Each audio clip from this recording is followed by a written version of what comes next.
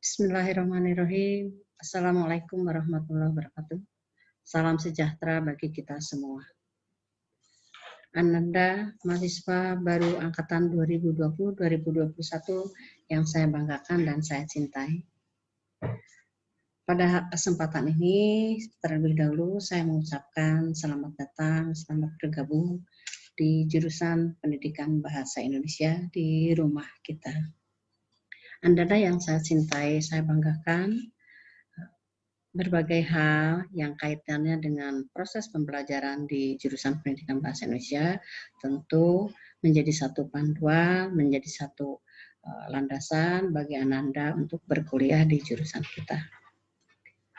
Pada kesempatan ini saya akan menyampaikan tentang proses pembelajaran bahasa Indonesia yang berlangsung atau yang menjadi panduan di jurusan Pendidikan Bahasa Indonesia.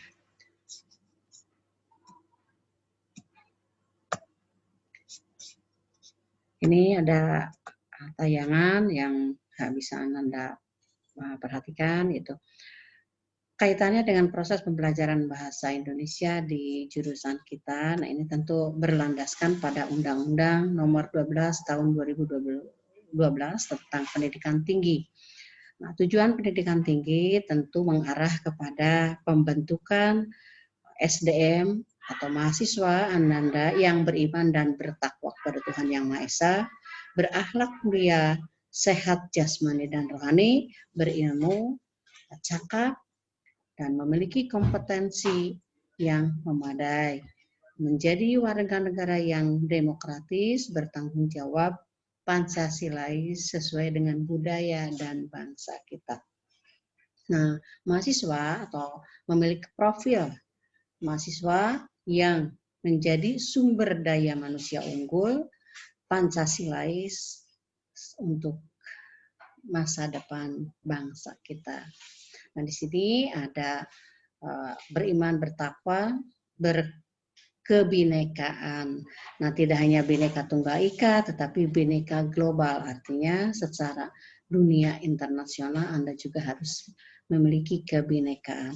Bergotong royong, bekerja sama, saling membantu, saling menghargai. Nah, itu karakter gotong royong. Kemudian kreatif, inovatif, berpikir kritis, bernalar kritis, dan mandiri. Walaupun di sini bergotong royong, tapi Anda juga harus mandiri. Nah, kemudian bagaimana rumah kita? Jurusan Pendidikan Bahasa Indonesia dibangun oleh kita, oleh kami dosen-dosen, dan juga oleh mahasiswa. Nah, ini ada pesan kunci dari Kemendikbud, dari Menteri Pendidikan dan Kebudayaan, Pak Nadiem Makarim, tentang bagaimana kita membangun suatu rumah di jurusan kita. Nah, kita berjuang, kami berjuang, Ananda juga berjuang, mengutamakan sistem-sistem pendidikan, membentuk karakter, membentuk manusia yang unggul, SDM yang unggul, Pancasilais, berbudaya, berbangsa, dan berbineka tunggal ika, termasuk bineka global. Nah, ini tentu saja dalam hak-hak Ananda dalam belajar. Kemudian ada 3 pilar yang menjadi kerangka pesan kuncinya, bahwa sebuah rumah ini harus dibangun, rumah kita ya di jurusan Pendidikan Bahasa Indonesia dibangun melalui 3 pilar. Pilar pertama adalah kami sebagai dosen adalah penggerak, yang menggerakkan, memotivasi, memberikan layanan. Nah, itu adalah dosen kita ya, kami ya. Nah, ini harus profesional, inovatif, kreatif, kritis, dan bisa melayani mahasiswa agar tumbuh berkembang menjadi insan-insan yang unggul, yang cerdas, yang bertanggung jawab, peduli, dan tentu saja sukses. Kemudian pilar yang kedua, nah tentu saja kita harus membangun motivasi, membangun jiwa yang tangguh, tahan terhadap berbagai cobaan, tahan berbagai tantangan, tahan dari kesulitan, bisa menjadi mencari solusi, kemudian tahan terhadap ketidaknyamanan, termasuk juga pada saat kita pada masa pandemi ini ya. Nah, kita harus mampu bertahan terhadap berbagai macam virus-virus yang masuk. Berarti kita harus memiliki ketahanan dalam protokol kesehatan, ketahanan dalam tubuh kita, dalam jasmani kita. Kemudian pilar yang ketiga, nah tentu saja kebijakan-kebijakan, aturan-aturan yang ada di jurusan kita, yang ada di fakultas, FKIP, yang ada di universitas itu menjadi pijakan kita. Termasuk juga kebijakan-kebijakan dari pemerintahan, baik pemerintahan daerah maupun pemerintahan pusat.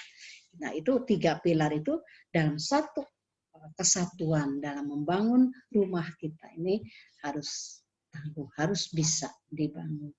Nah, sekaitan dengan modus ya, modus mengapa sih harus pembelajaran daring? Mengapa kita harus selalu tatap maya, bukan tatap muka? Nah ini karena kondisi kita ini, kondisi saat ini yang mengharuskan kita menerima dan menjalani kondisi seperti ini, yaitu pembelajaran daring sebagai suatu keharusan.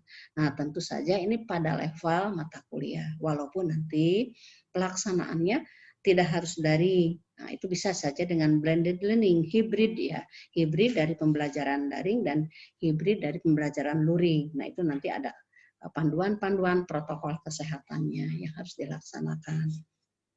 Nah, kemudian tentu saja, nah pembelajaran daring ini yang kita laksanakan di jurusan kita, di FKIP, di fakultas kita, kemudian di universitas tentu saja berdasarkan instruksi, peraturan, keputusan Menteri Pendidikan dan Kebudayaan, di Direktorat Jenderal Pendidikan Tinggi RI. Nah, juga yang keputusan bersama antara 4 kementerian. Kementerian Pendidikan Kebudayaan, Kementerian Agama, Kementerian Kesehatan, Kementerian Dalam Negeri. Ini yang tertuang dalam nomor 1 KB 2020 nomor 516 bla bla bla itu ya, tentang panduan penyelenggaraan pembelajaran pada tahun ajaran 2020-2021 dan tahun akademik 2020-2021 di masa pandemi coronavirus disease 2019 atau COVID-19. Nah, selain itu apa saja sih panduannya ya yang sekaitan dengan pembelajaran daring ini? Maka kita bisa melihat bahwa pembelajaran daring di Universitas Siliwangi ini tentu ada aturan-aturannya, aturan mainnya, ada patokan-patokannya, bagaimana kita bisa melaksanakannya. Nah, itu yang diterbitkan di universitas. Kemudian terbit ke jurusan, di jurusan juga sama. Nah, ini semua pihak saling mendukung antara mahasiswa, dosen, jurusan, fakultas, universitas, pemerintah itu saling mendukung dalam pelaksanaan pembelajaran dari ini. Semua berkolaborasi, semua bergotong royong, semangat kebangsaan, semangat kebermaknaan. Nah, tentu saja kita tetap harus memiliki motivasi. Kemudian bagaimana sih metodenya, praktiknya? Nah, semua aturan ini berlaku atau aturan ini berlaku, panduan ini di semua zona yang wajib melaksanakan pembelajaran daring, terutama ini di perguruan tinggi. Nah, tentu saja dalam pelaksanaannya mata kuliah itu ada mata kuliah teori dan mata kuliah yang bidang-bidang kajiannya teoretis, ada bidang kajiannya yang praktis.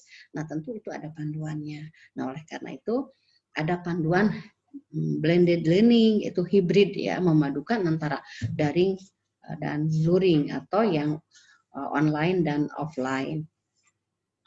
Pembelajarannya bisa dilaksanakan secara mandiri dan terbimbing. Secara mandiri Anda bebas, merdeka belajar, mencari materi, mengunduh dan sebagainya boleh. Kemudian terbimbing tentu saja dengan panduan-panduan, instruksi, tutorial dari dosen mata kuliah. Nah, di jurusan kita ini ada banyak sekali dosen-dosen yang misalnya secara variatif menggunakan apakah mau Google Classroom, mau Edmodo, mau Zoom Meeting, mau misalnya dengan menggunakan webcast, webcast dan sebagainya, boleh-boleh saja. Tetapi tetap menggunakan beragam sumber belajar dan media belajar. Nah, dalam proses pembelajaran daring ini, dosen, nanti para dosen di jurusan kita ini akan memberikan panduan, akan membantu akan membantu berbagai hal supaya bisa meminimalisasi kesulitan Anda dalam belajar. Kemudian bahan ajarnya juga nanti beragam, ada soft file, ada hard copy, hard file ya. Kemudian formatnya, medianya apakah itu YouTube, video, audio, itu tentu saja apakah nanti berbentuk jurnal yang Anda bisa mencari, mengunduh dari Google ya.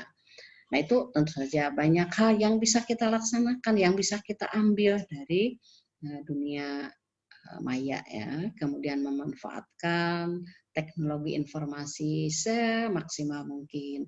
Kemudian bagaimana interaksi proses belajar mengajar. Nah, interaksinya ini melalui teknologi informasi yang tentu saja meminimalisasi juga on-site atau tatap muka ya, interaksi langsung melalui tatap muka. Kita meminimalisasi itu, walaupun nanti mungkin saja karena ada mata kuliah praktikum yang mengharuskan kita tatap muka ya tentu saja, tapi dengan protokol kesehatan, dengan memperhatikan protokol kesehatan. Bagaimanapun teknologi komunikasi, teknologi informasi ini tentu prosesnya berkembang dari zaman ke zaman. Nah, dari era industri 4.0, 5.0, bahkan ada generasi milenial begitu ya, dan sekarang muncul lagi generasi Z. Nah, itu adalah perkembangan zaman yang sesuai dengan teknologi informasi dan komunikasi. Itu yang menjadi landasan mengapa kita juga harus melek internet, literasi digital, literasi multimedia. Nah, nanti ada hal-hal yang berkaitan dengan literasi itu akan dipelajari di mata kuliah yang ada di jurusan kita. Kemudian, kemudahan teknologi juga, kemudahan akses jaringan juga. Nah, itu tentu saja menjadi hal yang harus diperhatikan oleh dosen dan mahasiswa. Tentu saja kualitas pendidikan diharapkan meningkat tetap walaupun dalam keadaan kita masa pandemi ini tetap saja kualitas pendidikan diharapkan itu bisa tetap terjaga dan meningkat. Nah, ini sekaitan dengan berbagai hal yang menjadi panduan teknologi informasi ini sudah banyak sekali ditawarkan, diterbitkan oleh para ahli teknologi. Kita tinggal mencoba melaksanakan. Nah, ini tentu saja aksesnya, pemanfaatannya ini media pembelajaran berbasis teknologi komunikasi ini tentu harus dapat diakses, efektif, efisien, walaupun itu berbasis teknologi informasi. Tetap saja kita harus mencari, mencoba, berupaya mana yang lebih efektif, mana yang lebih efisien sesuai dengan bidang-bidang kajian mata kuliah yang Ananda kontrak nanti ya.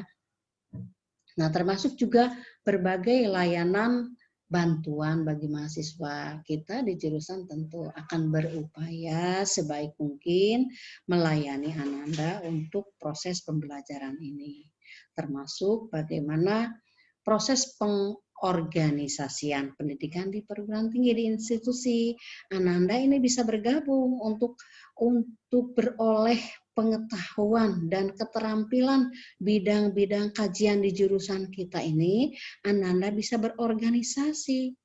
Ada Teater 28, ada Minat Bakat, ada Presma, ada Kerohanian, ada misalnya angklung, banyak sekali macam, ada paduan suara, banyak sekali.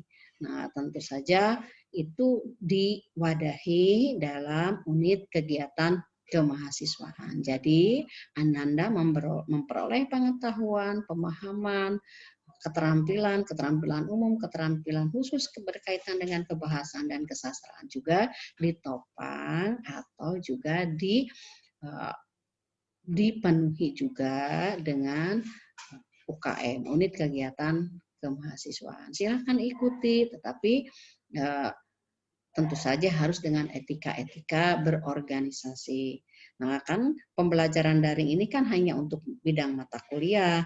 Nah, siapa tahu hanya 1 semester ini, semester depan Ananda bisa tatap muka.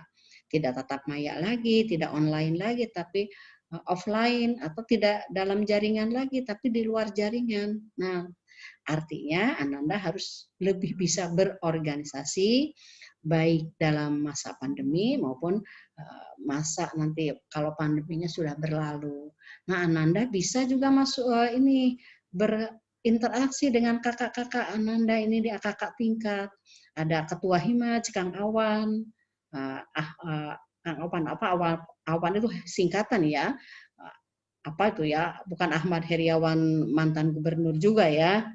Awan nanti berkenalan dengan Kang Rudi, Kang Dadi, Teh Gea, banyak sekali ya, Teh Wening dan sebagainya. Ada kakak-kakak kelas yang bisa Ananda temui, berkomunikasi walaupun melalui chatting, WA, Facebook, Instagram, itu boleh. Kemudian kan ada Instagram di jurusan Pendidikan Bahasa Indonesia, ada Instagramnya di Himaj ya, Himpunan Mahasiswa Jurusan, ada Instagramnya, ada Facebooknya.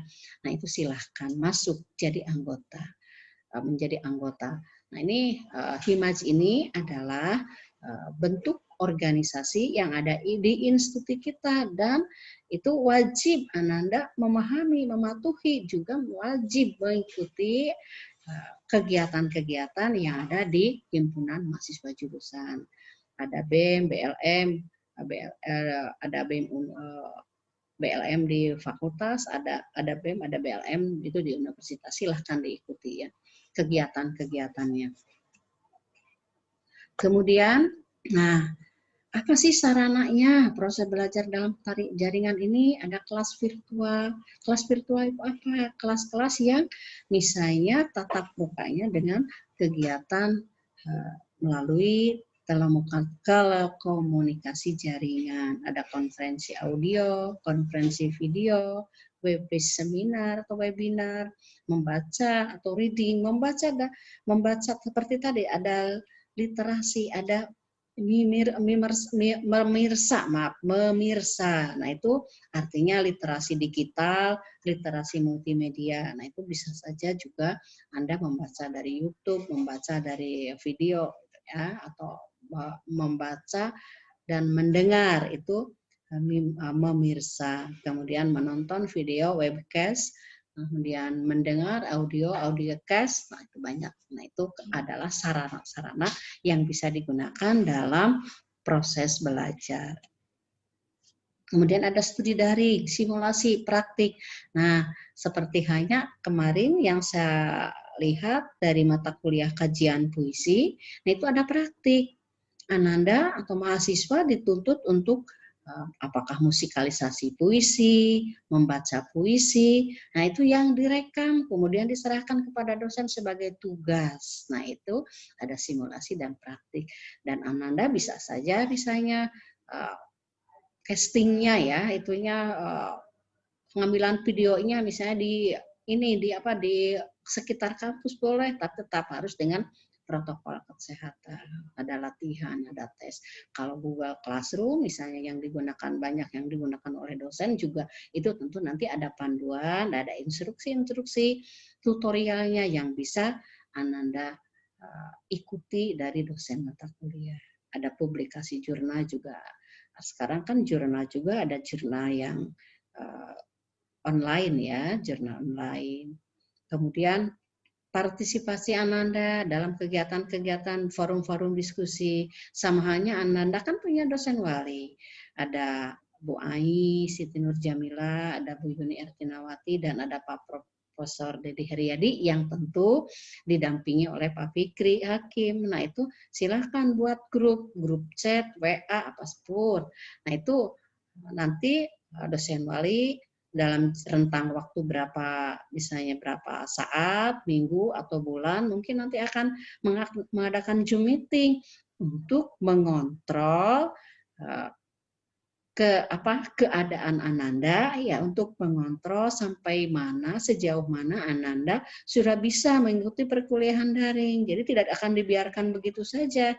Nanti dosen wali nih di WA, misalnya Ananda kita Zoom meeting, ini ada kesulitan tidak dalam perkuliahan.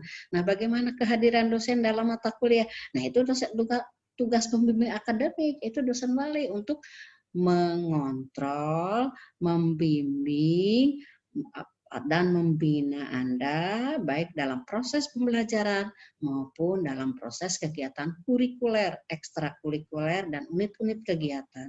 Nah, silakan banyak bertanya kepada dosen wali. Nanti dosen wali yang akan membina, memberikan instruksi-instruksi, memberikan panduan. Jadi jangan begitu saja seperti Anda dilepas di, misalnya ada kalau ini dilepas seperti di hutan belantara, Anda tidak tahu, ini saya kuliah di jurusan bahasa Indonesia, tapi saya tidak kena ini teman sekelas, ini mana dosen-dosennya, tidak tahu. Nah, itu bisa melalui chatting, itu bisa berkenalan.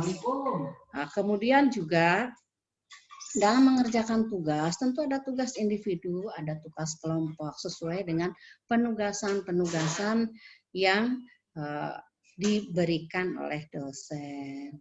Nah, ada tugas individu, ada tugas kelompok, kemudian termasuk juga publikasi individu atau kelompok melalui blog, melalui Instagram. Nah, Anda boleh misalnya di profile, saya sekarang ada di jurusan pendidikan bahasa Indonesia, boleh. Kemudian ini misalnya kegiatan-kegiatannya masukkan ke Facebook Anda, perkuliahan dari mata kuliah misalnya Ibu Aveni, ini ada mata kuliah. Wah, nah itu boleh ya dimasukkan di blog atau di setting atau di Facebook, Instagram boleh. Itu bagus ya.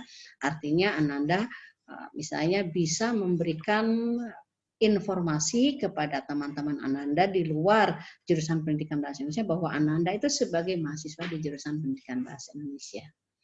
Nah, ini tentu saja walaupun kita belajar secara daring, tetap ada etika yang harus dilakukan.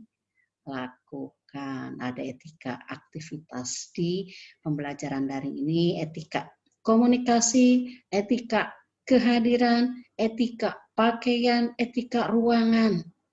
Nah, etikanya mahasiswa login dengan jadwal mata kuliah yang sudah ditentukan. Mata kuliah misalnya linguistik, menyimak, berbicara.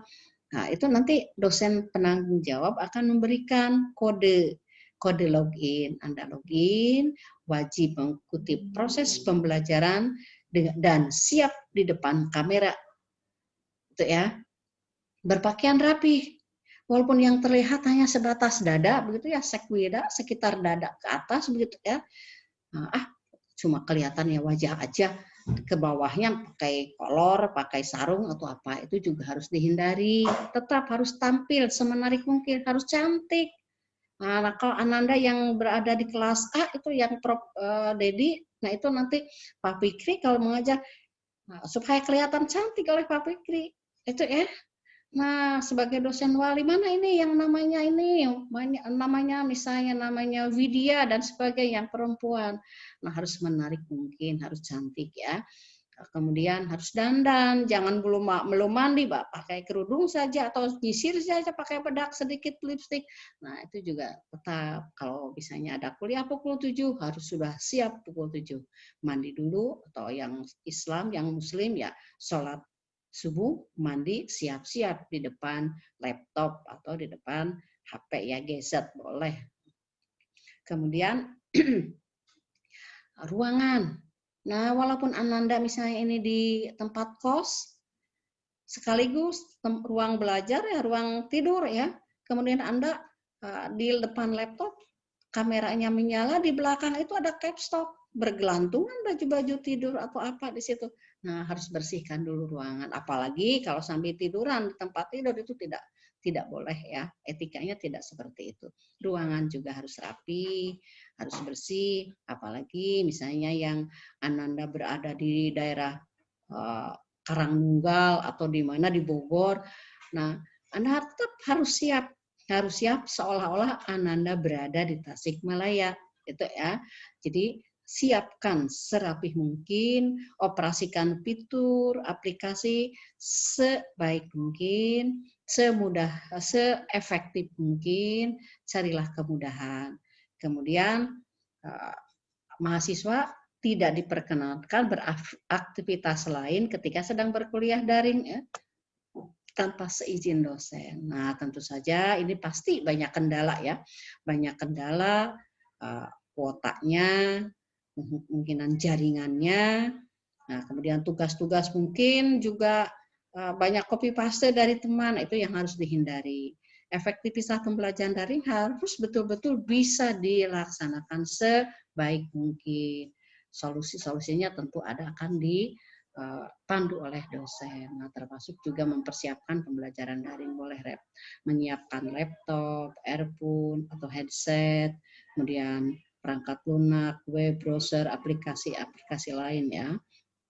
Kemudian koneksi internetnya juga harus bagus. Nah, ini ada medianya sudah tadi saya jelaskan ya. Kemudian perangkat lunak, perangkat kerasnya juga sudah disiapkan. Nah, ini ada orientasi pembelajaran tadi yang saya jelaskan tentang literasi, berpikir kritis, kreatif, kolaboratif, komunikatif di dalam keterampilan menyimak, berbicara, menulis, membaca, dan menirsa. Nah, kemudian, Ananda, sedikit lagi ya, Ananda di pembelajaran kebahasaan dan kesastraan. Ini di jurusan pendidikan bahasa Indonesia ini ada pembelajaran kesastraan, kebahasaan, keterampilan bahasa, dan peminatan. Nah, ini ada mata kuliah yang kelompok kebahasaan, ada mata kuliah yang kelompok keterampilan, menyimak, berbicara, membaca, menulis. Tentu saja itu berkaitan dengan literasi. Ada pembelajaran kesastraan, teori sastra, sejarah sastra, dan sebagainya. Dan ada mata kuliah peminatan. Nah, peminatan itu ada bidang sastra, ada bidang jurnalistik. Nah, ini nanti akan dipandu pada pemaparan kurikulum yang akan disampaikan oleh Bapak Sekretaris Jurusan itu Pak Agi Ahmad Ginanjar. Kemudian tentang Merdeka Belajar oleh Ibu Dr. Haja Sinawati. Silakan disimak dengan baik. Nah, itu untuk diterapkan di jurusan kita. Nah, kemudian bahan materi tadi sudah ya, yang paling penting bidang-bidang mata kuliah yang Anda ikuti ini harus sesuai dengan kompetensi dan harus sesuai dengan capaian lulusan, capaian mata kuliah. Nah, itu saja barangkali yang bisa saya sampaikan. Yang paling penting Anda harus semangat, harus betul-betul berjiwa tangguh, unggul, memiliki sifat Pancasilais, berbudaya sesuai dengan jiwa kebangsaan kita. Salam Diksatrasia, hebat, hebat, hebat. Terima kasih. Wassalamualaikum warahmatullahi wabarakatuh.